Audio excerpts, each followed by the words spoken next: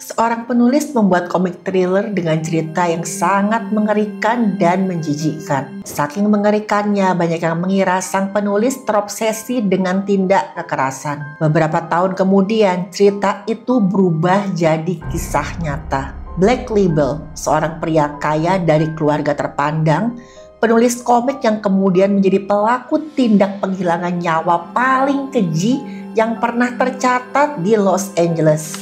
Korbannya adalah tunangannya sendiri yang baru saja melahirkan anak mereka. Teman-teman, ini bukan film, bukan drama, tapi kenyataan. Setelah mendengar cerita ini sampai habis, mungkin teman-teman tidak akan pernah melihat cerita komik dengan cara yang sama lagi.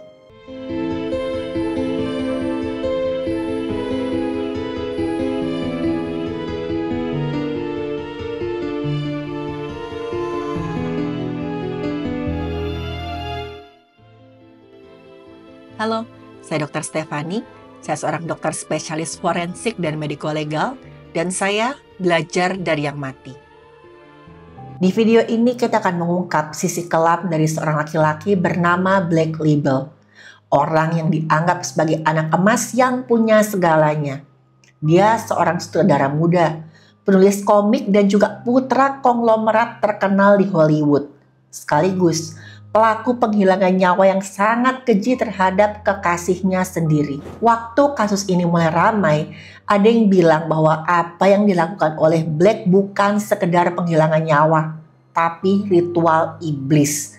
Dia adalah seorang monster. Gak hanya dihilangkan nyawanya, korban diperlakukan seperti hewan yang baru saja dijagal. Korban kehilangan nyawa secara perlahan dan penuh kesakitan. Bahkan kasus ini disebut sebagai tindak pidana penghilangan nyawa yang paling mengerikan yang pernah tercatat di Los Angeles. Sebenarnya apa sih yang membuat Black tega melakukan hal sekeji itu?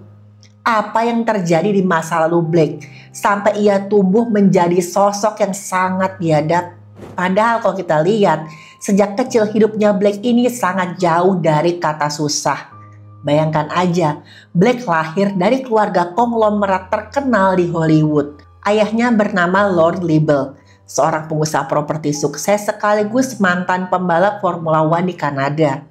Ibunya, Eleanor Label, adalah seorang sosialita terkenal di Kanada yang banyak banget melakukan kegiatan sosial. Sejak kecil, Black hidup dengan kemewahan. Apapun bisa dia dapatkan dengan mudah karena harta dan juga koneksi orang tuanya. Bahkan bisa dibilang Black nggak pernah mendengar kata tidak. Setiap kali Black minta sesuatu, orang tuanya akan langsung mengusahakannya, entah bagaimana caranya. Tapi banyak juga yang bilang kok sejak kecil Black itu adalah anak yang rapuh. Apalagi kalau dibandingkan dengan kakak laki-lakinya yang bernama Cody. Cody punya minat dan bakat di bidang bisnis. Hal ini membuat Cody cukup dekat dengan ayah mereka. Sejak Cody berusia muda, ayah mereka sering banget mengajak Cody terlibat di perusahaan keluarga mereka. Otomatis, banyak rekan bisnis keluarga mereka yang mengenal Cody sebagai calon penerus sekaligus anak kebanggaan di keluarga itu.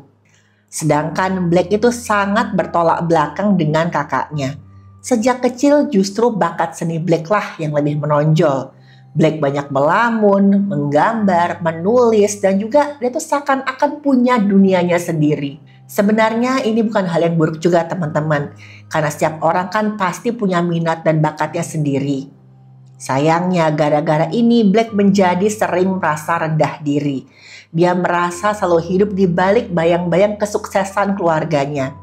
Ayahnya pengusaha sukses, kakaknya juga calon penerus bisnis keluarga. Sedangkan Black dia punya minat yang sangat berbeda dengan mereka berdua. Sejak muda Black sudah tertarik dengan seni yang bertema gelap. Bahkan bisa dikatakan gak wajar. Black menyukai cerita tentang penghilangan nyawa, penyiksaan manusia, dan juga melihat gambar jasad manusia. Black juga hobi bermain video game yang mengandung unsur kekerasan yang sangat kuat. Dari hobinya ini dia pernah memenangkan kompetisi gaming dan punya cita-cita merancang gamenya sendiri. Ada yang bilang ini kreativitas, tapi ada juga yang bilang Black punya ketertarikan terhadap kekerasan yang membahayakan sejak usia dini.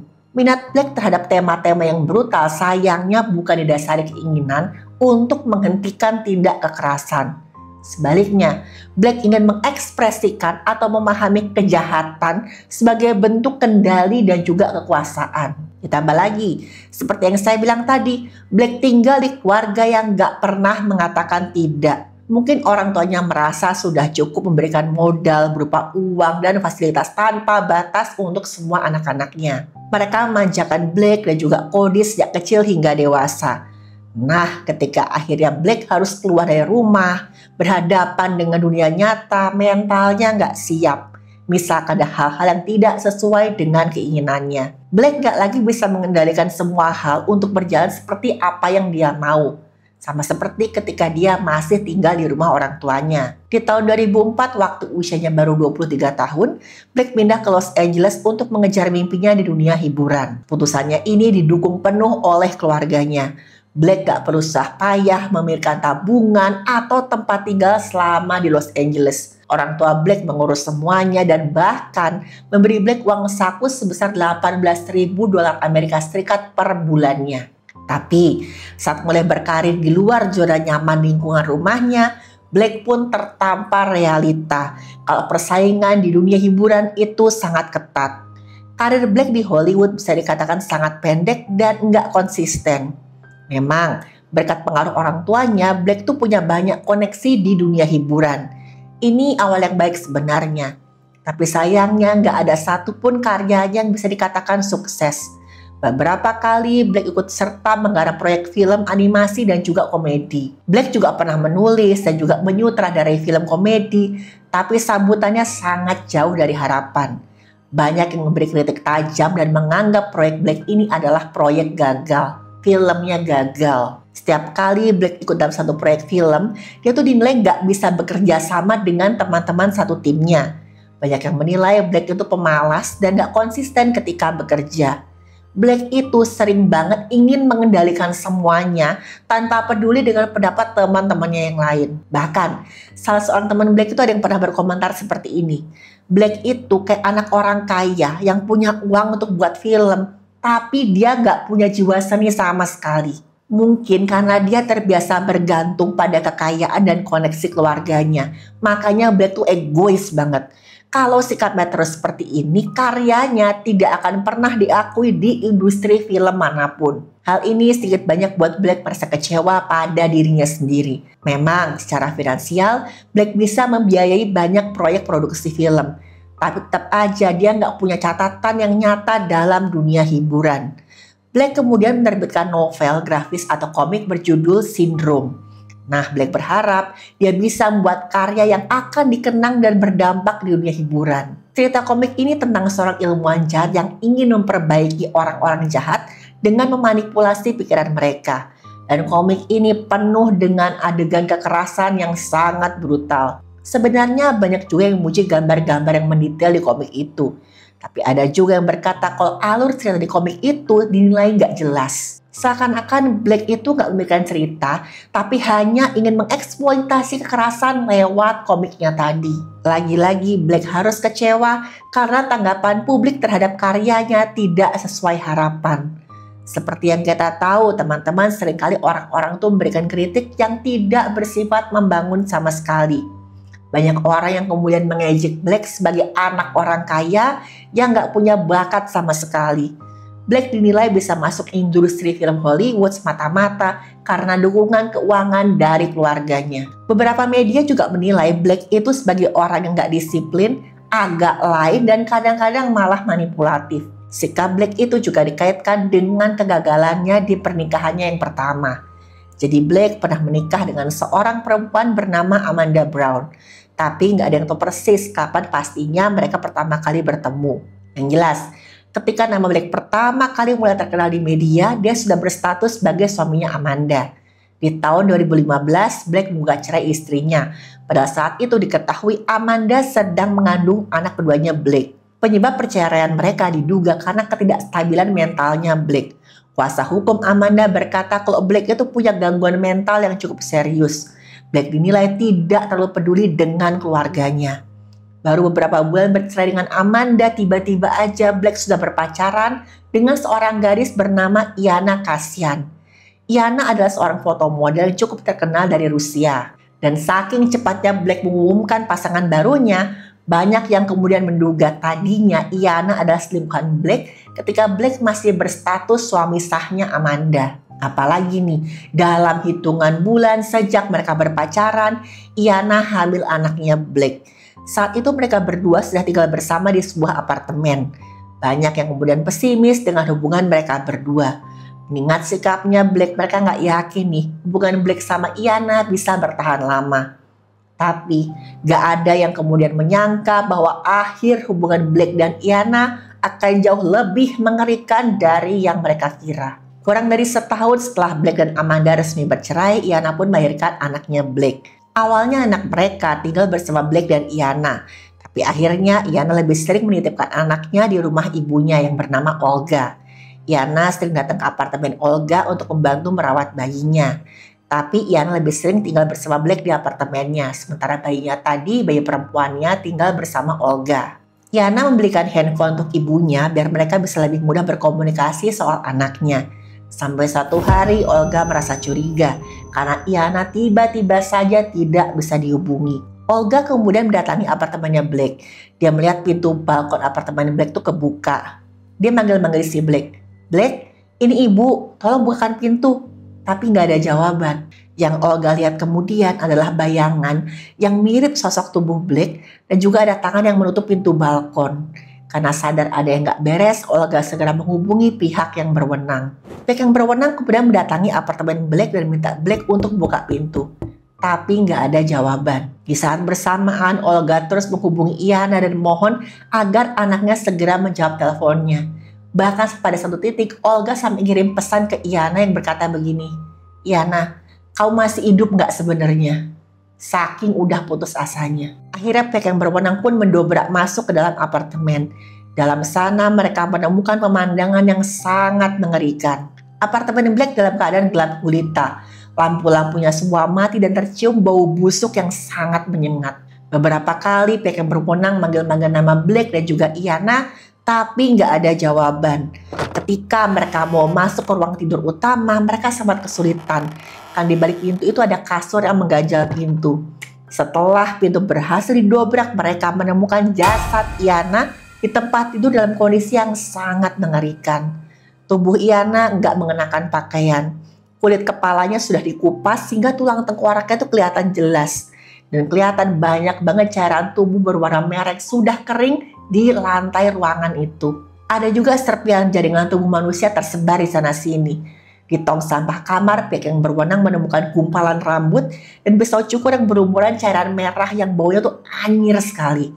Mereka juga menemukan plastik sampah berisi handuk, keset, spray, dan pakaian yang sudah berumuran cairan merah yang baunya amis. Dan di kantong tersebut mereka menemukan ada potongan kulit kepala dengan sebelah telinga yang masih menempel. Sedangkan Blake ditemukan berpakaian lengkap di kamar lain. Dia terlihat tenang walaupun bajunya berlumuran cairan warna merah. Pihak berwenang segera mengamankan Blake untuk dimintai keterangan. Sementara jasad Iana dibawa ke bagian forensik untuk diperiksa. Hasil pemeriksaan dokter forensik didapatkan penyebab Iana meregang nyawa adalah kehilangan cairan tubuh yang sangat banyak. Ada banyak irisan sajam yang melukai pembuluh besar di tubuhnya Iana. Seluruh kulit kepala Iana lepas, dari alis hingga batas rambut belakangnya itu seperti dikupas menggunakan benda tajam. Dan tulang tengkoraknya kelihatan jelas semuanya. Kulit wajah Iana sebagian besar dikupas dengan sajam. Tapi dilihat dari beberapa robekannya, ada yang menunjukkan kalau bagian kulitnya tuh ada yang dirobek menggunakan tangan. Karena robekannya tuh gak rata. Ada luka-luka di tangannya Iana menunjukkan bahwa dia mencoba mempertahankan diri dan bahkan mencoba melawan. Dokter forensik bilang, ini benar-benar tindakan yang sangat keji. Dari pemeriksaan luar aja udah jelas, korban mengalami kesakitan luar biasa selama berjam-jam. Korban mencoba melawan sekuat tenaga, tapi pelaku jauh lebih kuat. Korban kehilangan nyawanya secara perlahan-lahan dan sangat menderita. Di setiap luka dan serpihan jaringan tubuhnya Iana, ada tanda peradangan yang sangat jelas. Jadi peradangan biasa dimulai minimal 6 jam setelah terjadinya luka. Hanya bisa terjadi ketika tubuh masih dalam keadaan hidup dan jantung aktif. Ini menunjukkan kalau Iyana masih hidup ketika luka-luka tersebut terjadi. Bahkan kata dokter diperkirakan Iyana masih hidup 6-8 jam. Dokter forensik yang melakukan otopsi itu merasa heran karena cairan tubuhnya Iyana tuh nyaris gak bersisa. Jantungnya sampai kosong, sama sekali gak ada cairan tubuhnya. Padahal pada korban yang kehilangan cairan tubuh akibat perlukaan sekalipun, pasti masih ada pembuluh yang berisi cairan tubuh. Pada tubuh Iyana hampir gak ada sama sekali. Cairan tubuh yang tersisa kurang dari 20% dari keseluruhan cairan tubuhnya Iyana. Dokter bilang, kehilangan cairan tubuh yang begitu banyak memerlukan jantung yang masih berfungsi dan juga bantuan gaya gravitasi bumi. Sel tubuh Iyana tuh banyak ditemukan di bagian kepala, wajah, dan leher bagian atas. Dokter forensik menduga kuat tubuh Iyana sempat digantung terbalik di bak mandi dan tubuhnya disirami air terus-menerus.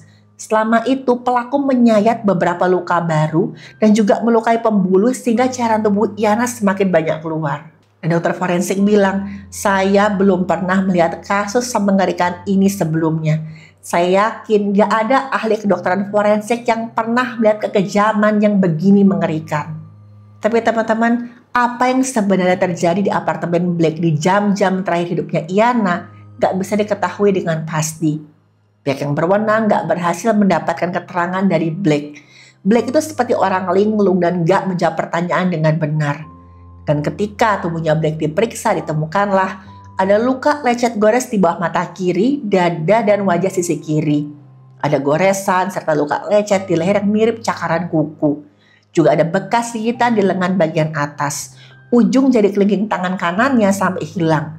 Ada memar di tulang kering kedua kaki dan memar berbentuk oval di dekat pergelangan kakinya Blake. Dan luka-luka tubuhnya Blake ini jelas banget didapat dari Iyana yang mencoba melawan sekuat tenaga. Blake tetap gak mengakui apa yang sudah dia perbuat pada Iyana. Tapi banyak orang yang kemudian mengaitkan penghilangan nyawa Iyana dengan cerita di komik karangannya Blake. Salah seorang teman Blake berkata, waktu komik Blake baru saja terbit, dia bertemu dengan Blake yang sedang bersama seorang wanita.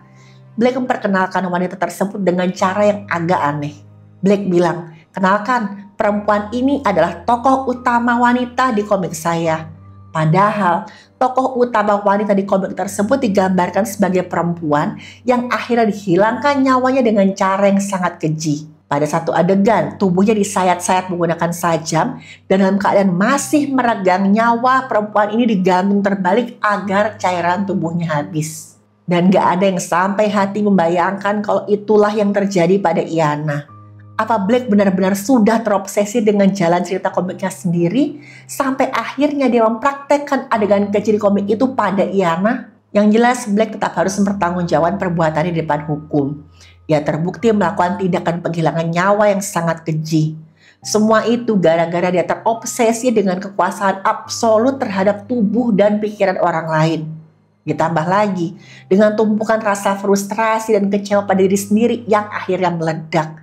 Blake ketakutan karena merasa terancam kehilangan Iyana setelah anak mereka lahir.